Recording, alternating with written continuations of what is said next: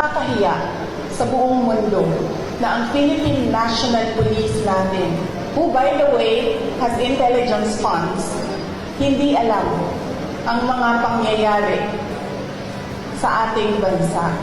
Nakakahiya na meron tayong police na hindi nila alam ang threats sa Vice President. Nakakahiya yan, ma'am. Huwag sila magsasalita ng ganyan kasi nagpapakita yan ng incompetence ng Philippine National Police. Dapat dyan, kung ako po ay Presidente, Sekretary ng DILG, Chief ng PNP, ang sagot dyan ay, let us sit down and investigate the alleged threats so that we will know if these are true or not.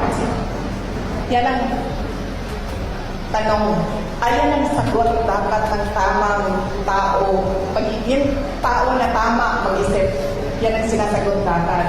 Hindi yung sinasabing wala kaming alam ng mga threats. Nakakahiya na ang pulis, ganyan. So, ibig sabihin, ang dami nilang walang alam ng mga pangyayari.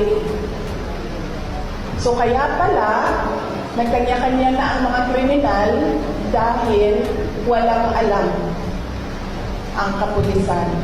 Nakakahiya para sa Pilipinas na naririnig na ang pulis natin ganyan magsalita.